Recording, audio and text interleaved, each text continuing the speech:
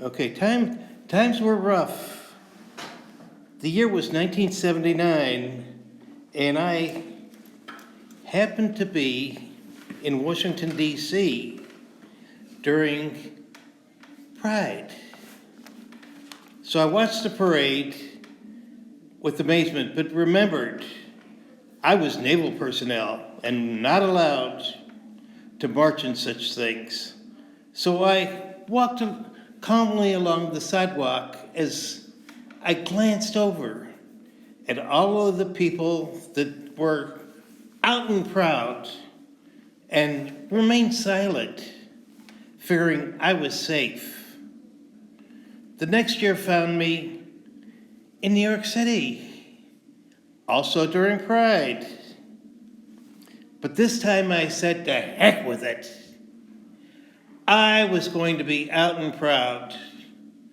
And I think a few of my friends kind of sensed it, because I was on the corner of 14th and 5th Avenue as the Pride Parade went by.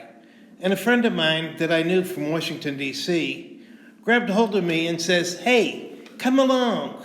You can march a few blocks." Well, I kind of got engrossed in a lot of the pride that people felt. And the next thing I knew, we were on 99th and Central Park, which is a heck of a long way away. But I was proud because I could look up towards the buildings and I could see everybody waving. I could look along the side of Fifth Avenue and see everybody that was just as proud as I was. But little did I realize that many years later, I would be discovered. I was gay.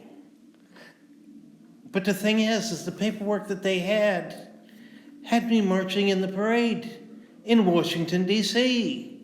And nothing was said about my expedition in New York City. Well, it was a little bit of a glitch. They couldn't discharge me because they had a false statement in my statement and couldn't really prove it.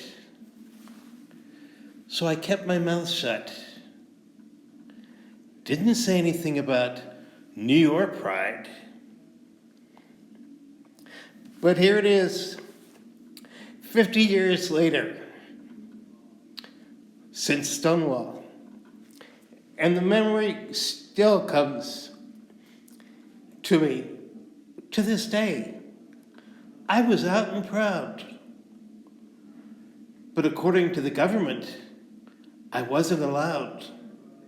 But according to my soul, I was very proud of myself for that whole Pride Parade.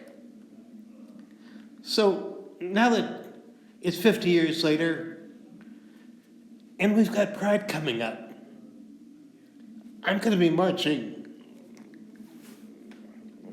in the Rochester Parade, out and proud, and a heck of a lot older.